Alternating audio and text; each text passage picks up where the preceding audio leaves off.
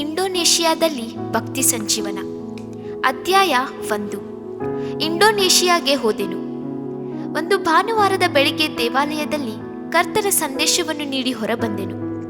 ಆಗ ಒಬ್ಬ ಯವನಸ್ಥ ವೈದ್ಯರು ನನ್ನನ್ನು ನೋಡಿ, ಸಹೋದರನೇ, ನೀವು ಎಂದಾದರೂ ಇಂಡೋನೇಷಿಯಾ ದೇಶಕ್ಕೆ ಹೋಗಿದ್ದೀರಾ ಎಂದು ಕೇಳಿದರು.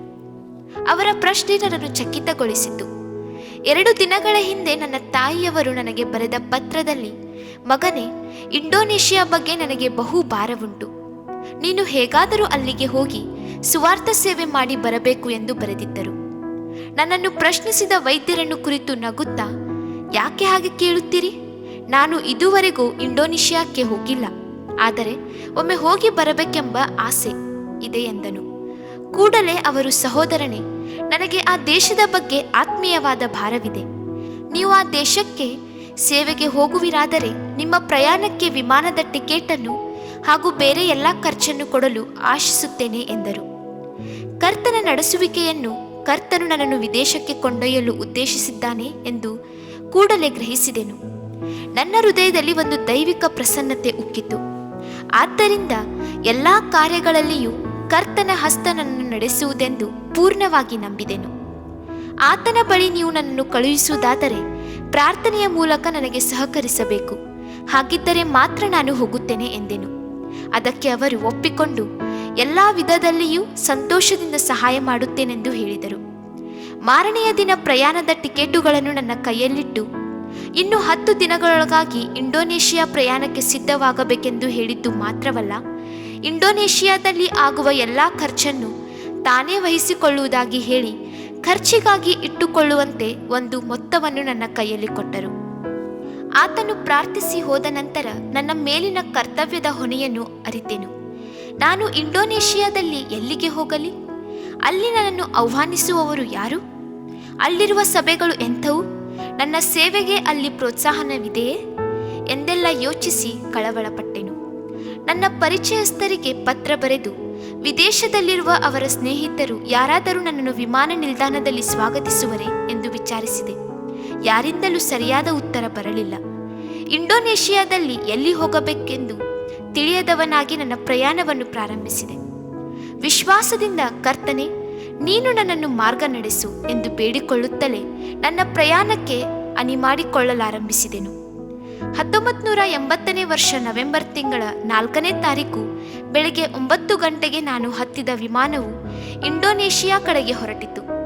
ನನ್ನ ಮನಸ್ಸು ಕರ್ತನನ್ನು ಸ್ತುತಿಸಿ ಆತನಲ್ಲಿ ಆನಂದಿಸಿ, ಕರ್ತನೆ, ನಿನ್ನ ಪ್ರೀತಿ ಅಮೋಘವಾದದ್ದು, ನಿನ್ನ ಪ್ರೀತಿಗೆ ನಾನು ಪಾತ್ರನಲ್ಲ ಎಂದು ನುಡಿಯುತ್ತಿತ್ತು. ಕೆಲವು ವರ್ಷಗಳ ಹಿಂದೆ ಕರ್ತನು ಪ್ರವಾದನೆಯ ಮೂಲಕ ನನ್ನೊಂದಿಗೆ ನುಡಿದ ಕಾರ್ಯಗಳೆಲ್ಲವೂ ನೆರವೇರುತ್ತಿರುವುದನ್ನು ಅರಿತೆನು.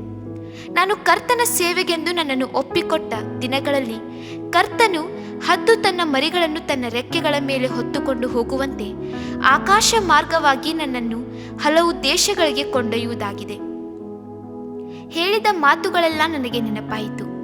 ದೇವಾದಿ ದೇವನು ತನ್ನ ಮಹಿಮೆಯ ಸೇವೆಯಲ್ಲಿ ನನ್ನನ್ನು ನಡೆಸುವ ಮಾರ್ಗಗಳನ್ನು ಕುರಿತು ಸಂತೋಷಿಸಿ ಆತನನ್ನು ಸ್ತುತಿಸದೆ ಇರಲಾಗಲಿಲ್ಲ. ಇಂಡೋನೇಷಿಯಾದಲ್ಲಿ ಎಲ್ಲಿ ಹೋಗಲಿ, ಏನು ಮಾಡಲಿ ಎಂದು ಪರಿತಪಿಸುತ್ತಿದ್ದ ನನಗೆ ಕರ್ತನು ಒಂದು ಅದ್ಭುತ ಮಾಡಿದನು. ನಾನು ಪ್ರಯಾಣ ಮಾಡುತ್ತಿದ್ದ ವಿಮಾನದಲ್ಲಿ ಇಂಡೋನೇಷಿಯಾಕ್ಕೆ ಸೇರಿದ ಕೆಲವು ತಮಿಳು ವಿದ್ಯಾರ್ಥಿಗಳು ತಮ್ಮ ವ್ಯಾಸಂಗವನ್ನು ಮುಗಿಸಿ ರಜೆಯ ದಿನಗಳನ್ನು ಕಳೆಯಲು ತಮ್ಮ ದೇಶಕ್ಕೆ ಹೋಗುತ್ತಿರುವುದಾಗಿ ತಿಳಿದೆನು. ಅವರ ಬಳಿ ಹೋಗಿ ಅವರನ್ನು ಕುರಿತು ವಿಚಾರಿಸಲಾರಂಭಿಸಿದೆನು.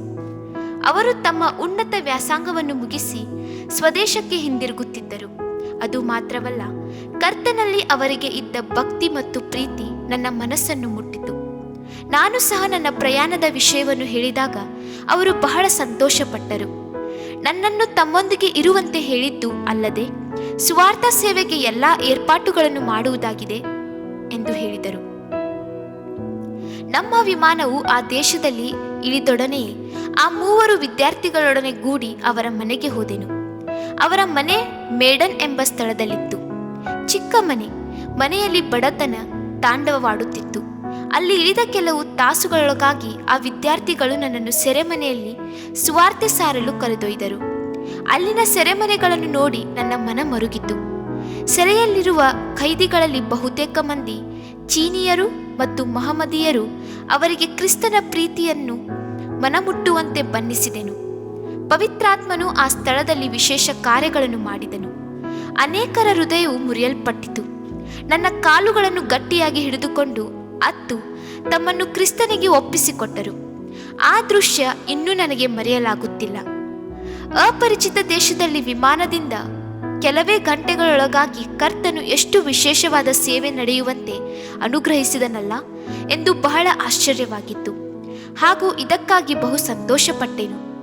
ಒಬ್ಬನು ನನ್ನ ಸೇವೆಯನ್ನು ಮಾಡುವುದಾದರೆ ಪರಲೋಕದಲ್ಲಿರುವ ನನ್ನ ತಂದೆಯು ಅವನಿಗೆ ಬಹುಮಾನ ಮಾಡುವನು ಎಂಬ ವೇದ ವಚನವನ್ನು ಜ್ಞಾಪಿಸಿಕೊಂಡೆನು. ಭಾಷೆ ತಿಳಿಯದ ಜನರ ಮಧ್ಯೆ ನನಗೆ ಭಾಷಾಂತರಿಸಲು ಕರ್ತನು ವಿದ್ಯಾರ್ಥಿಗಳನ್ನು ಏರ್ಪಡಿಸಿದ್ದನು. ಈ ಎಲ್ಲ ಕಾರ್ಯಗಳನ್ನು ಕರ್ತನು ನನಗಾಗಿ ಏರ್ಪಡಿಸಿದ್ದನ್ನು, ಆತನ ಪ್ರೀತಿಯನ್ನು ಅರಿತು ಆತನನ್ನು ಸ್ತುತಿಸಿದೆನು. ಇಂಡೋನೇಷಿಯಾ ದೇಶವು ಸುವಾರ್ಥ ಸೇವೆಗೆ ಬಹು ಅಮೂಲ್ಯವಾದ ಸ್ಥಳ ಎಂದು ಅರಿತೆನು. ಅದು ಮುಸ್ಲಿಂ ದೇಶವಾಗಿದ್ದಾಗೂ ಸುವಾರ್ತೆ ಸಾರಲು ಯಾವ ಅಡ್ಡಿಯೂ ಇಲ್ಲ. ಹಾದಿ ಬೀದಿಗಳಲ್ಲಿ ನಿಂತು ಗೀತೆ ಹಾಡಿ ಸುವಾರ್ತೆ ಸಾರಬಹುದು, ಕರಪತ್ರಗಳನ್ನು ಹಂಚಬಹುದು. ಆದರೆ ಸುವಾರ್ತೆ ಸಾರಲು ಫಲ ಕೊಯ್ಯಲು ಜನರಿಲ್ಲ. ಬೆಳೆಗೆ ತಕ್ಕ ಕೆಲಸಗಾರರನ್ನು ಕಳುಹಿಸುವಂತೆ ಬೆಳೆಯ ಯಜಮಾನರನ್ನು ಬೇಡಿಕೊಳ್ಳೋಣವೇ? ಆಮೆನ್.